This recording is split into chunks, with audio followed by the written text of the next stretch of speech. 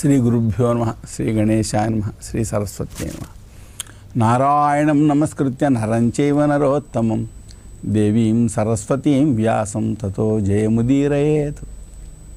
మనం ఇప్పుడు క్రూరులు సౌమ్యంగా కనబడే వాళ్ళు లోకంలో ఉంటారు కదా, వాళ్ళ విషయంలో ఎలా ప్రవర్తించాలి అనే ప్రశ్నకు సమాధానంగా ఒక గాథ చెప్పుకుంటున్నాం.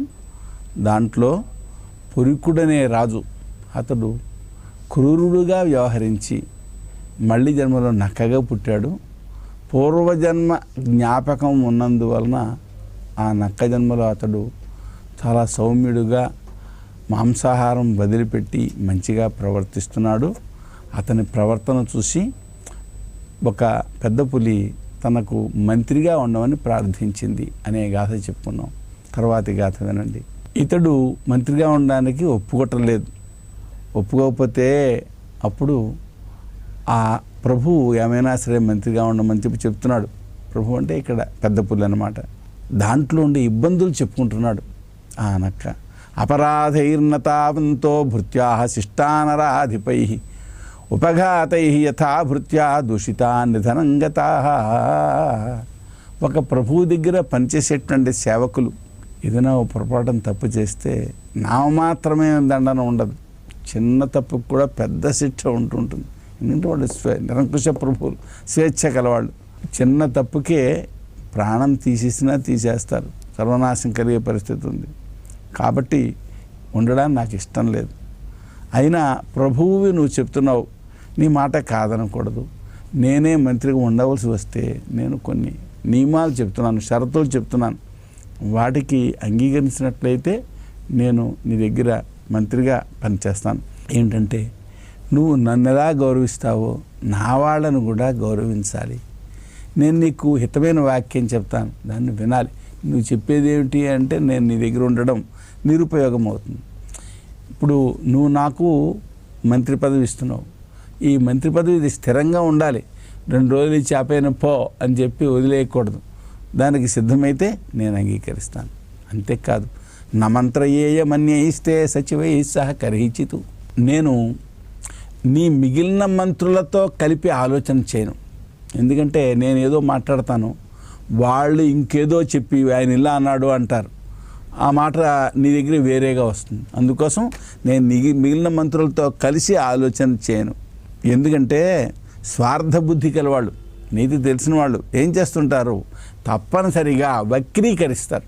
ఓ మాట అంటే ఇంకో మాట కింద చెప్తారు. అందుకోసం వాళ్ళతోనే మాట్లాడను. నీకు నా సలహా కావాలి కనుక నేను ఒక్కడనే, నువ్వు ఒంటరిగా ఉన్నప్పుడు నీకు హితమైన విషయం చెప్తాను, నువ్వు ఇలా చేస్తే మేలు కలుగుతుంది అని. ఇంకో మాట, నీ బంధువుల గురించి నా దగ్గర సలహా అడగకూడదు. ఎందుకంటే అక్కడ తేడా చెబితే నీకు కష్టం కలుగుతుంది, తేడా చెప్పకపోతే హితం కలగదు, నాకు ఇబ్బంది ఏర్పడుతుంది. అందువలన నీ బంధువుల విషయంలో ఇది హితమా కాదా అనే సలహా నన్ను అడగకూడదు. ఇంకో మాట, నాతో కొంతసేపు ఆలోచించిన తర్వాత ఆపై నీ మంత్రులని వాళ్ళని శిక్షించకూడదు. శిక్షిస్తే ఏమవుతుంది, నేనేదో చెప్పాను అందుకనే శిక్షించారు అనుకుంటారు, వాళ్ళు నాపై ద్వేషం పెట్టుకుంటారు. అంతేకాదు ఇప్పుడు నా పైన ఆదరభావం నీకుంది, నా వాళ్ళని కూడా నువ్వు కోపగించి దండించకూడదు. వీటికే కనుక అంగీకరించినట్లయితే నేను నీ దగ్గర మంత్రిగా ఉంటాను అని చెప్పాడు అతడు. అంటే ఆ మృగరాజు సరే అన్నాడు. ఏమండి, అతడు మంత్రి పదవిని పొందాడు. ఈ విధంగా అతడు జాగ్రత్తగా వ్యవహారం చేస్తున్నాడు. అతడు మంచి పనులు చేస్తున్నాడు, ప్రభు వలన గౌరవాన్ని పొందుతున్నాడు. ప్రభువు కూడా అతని పనుల వలన మేలు కలుగుతోంది. దీంతో ఆ చుట్టుపక్కల అంతకు ముందుండే పరివారం ఉన్నారు కదా మంత్రులు, వాళ్ళు గుంపులుగా చేరి ఒరే వీడి మూలంగా మన పరువు పోతోందిరా అని చెప్పి ద్వేషభావాన్ని పొందారు. అంతకుముందు ఆ పెద్ద పులి దగ్గర పరివారంగా ఉండేవాళ్ళు ఇతని పట్ల ద్వేషభావంతో ఉన్నారు. మిత్రబుద్ధ్యాచ గోమాయుం సాంత్వయిత్వా ప్రసాద్యచ దోషయిస్తు సమతాన్ నేతుం మైచ్చన్న శుభబుద్ధయ. కానీ ప్రభు అతనికి అనుకూలంగా ఉన్నాడే, ఏం చేయాలి? అందుకోసం ఆ నక్కతో స్నేహం చేయడానికి ప్రారంభించేసాయి. స్నేహం చేసి అతడికి కూడా కొన్ని దోష లక్షణాలు కలిగించి తమతో దాన్ని సమానం చేసేసుకోవాలి అని ఆలోచించాయి. చూడండి ఎంత దుష్టబుద్ధులు. ఇప్పుడు అది మంచిగా ప్రవర్తిస్తుంది, వీళ్ళు కూడా మంచిగా ప్రవర్తించి మంచి బుద్ధిని కలిగి ఉండొచ్చు కదా, దేశానికి మేలు కలిగించవచ్చు కదా. వాళ్ళు అలా ఆలోచించట్లా, వీడితో స్నేహం చేసి తమ అవలక్షణాలు దానికి కూడా కలిగించి అప్పుడు తమతో సమానం చేసుకోవాలి అనుకుంటున్నాయి. కానీ వాటి ఆటలు సాగలేదు. వాళ్ళంతకుముందు ఏం చేస్తున్నారు, ప్రభువుని అడ్డం పెట్టుకుని ప్రభువు ఇమ్మన్నాడని చెప్పని అక్కడ చుట్టుపక్కల వాటి దగ్గర ఆ మిగిలిన జీవరాశి దగ్గర ధనాన్ని కొలగొడుతున్నారు. ఏమండి, ఇప్పుడు ఈ కొత్త మంత్రి వచ్చి ఏం చేసింది, కట్టుబాట్లు బాగా చేసింది. దీంతో ఇవి ఎవరి దగ్గర ఏ ధనాన్ని కొట్లాడడం తీసుకురావడం కుదరటం లేదు. ఏమండి, ఎవరి నుంచి ఏమీ తీసుకోలేకపోతున్నాయి. వాటికి చాలా కష్టంగా ఉన్నది. ఎలా అయినా సరే దీన్ని ఇక్కడి నుంచి నెట్టేయాలి అని అనుకుంటున్నాయి. నెట్టడం కోసం ఏం చేయాలి, ముందర దీన్ని పంపేయాలంటే దీని గురించి చెడు చెప్పాలి, ప్రభువుకి చెడు చెప్పాలి. చెడు చెప్తే అప్పుడు ఆ ప్రభువు నమ్మి అప్పుడు దాన్ని వెళ్ళగొట్టాలి. అవేం పనిచేయటం లేదు. ఏమండి, గొప్ప ధనాన్ని ఆశగా చూపించి ఎలా అయినా ప్రభువు యొక్క బుద్ధిని చెడగొట్టాలి అని ఆలోచిస్తున్నాయి. అయితే ఈ నక్క తన మార్గాన్ని తాను విడవలేదు, ధైర్యంగా నిలబడి ఆ వనంలో ఉండేటువంటి ప్రాణులకు ప్రభుకి కూడా మేలు కలిగే విధంగా ప్రవర్తిస్తుంది. చూడండి ఎంత సమస్యలు. మంచిగా బతికేవాడికి, లోకానికి మంచి చేయాలనుకునేవాడికి కూడా సమస్యలు, నిజాన్ని వాడికి ఎక్కువ సమస్యలు. నలుగురితో పాటు నారాయణ అనుకుని అందరూ ఏ దారిలో నడిస్తే ఆ దారి, మంచి అయితే మంచి చెడు అయితే చెడు అనుకున్నట్లయితే వాడికి ఎక్కువ సమస్యలు ఉండవు. ఎందుకని అది వాలీత, ప్రవాహానికి లోపలి వెళ్ళిపోవడం. కానీ ఎవరు ఎలా ప్రవర్తిస్తున్నా నా వలన సమాజానికి మేలు కలగాలి, ప్రభువుకి మేలు కలగాలి అనుకుంటే అది ఎదురీత, అడుగడుగునా సమస్యలే. అథాస్య సమయం కృత్వా వినాశాయ తథా పరే ఈప్సితంతు మృగేంద్రస్య మాంసం యత్తత్ర సంస్కృతం అపనీయ స్వయం తద్ధి తైర్న్యస్తం తశవేస్మని. దాంతో అవన్నీ కలిపి ఆలోచించాయి. ఏం ఆలోచించాయి, ఎలా అయినా సరే దీన్ని నాశనం చేయాలి అని చెప్పి అనుకున్నాయి.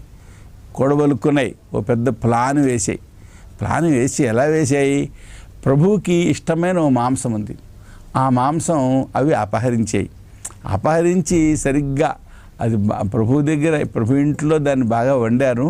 ఆ వండిన మాంసాన్ని ఏం చేసాయి, అపహరించి సరిగ్గా ఈ నక్క యొక్క నివాసంలో పెట్టాయి.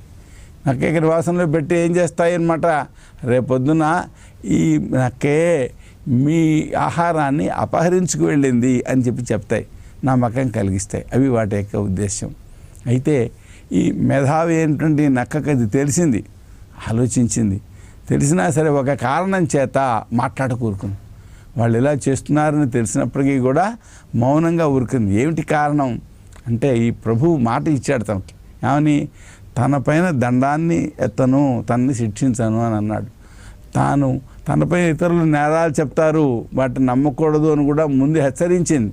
వాటన్నిటికీ అప్పుడు తలూపాడు, మంత్రిగా రావాలి అనే కోరికతో తలూపాడు. ఇప్పుడు ఎంతవరకు పాటిస్తాడు ఇతడు ఎలా ప్రవర్తిస్తాడో అని తెలుసుకోవాలనుకుంది, అందుకని మౌనంగా ఊరుకుంది. సమయోయం కృతస్థేన సాచివ్యముపగచ్చతాగా, మొట్టమొదట మంత్రిగా తీసుకునేటప్పుడే నియమాలను పెట్టింది. ఆ నియమాలకు ఆయన అంగీకరించాడు, తనని కొట్టకూడదు అని చెప్పాడు. ఆ కట్టుబడి లొంగి ఉంటాడా లేదా, ఆ మైత్రి యొక్క లక్షణం ఎటువంటిది పరిశీలించాలని అనుకున్నది.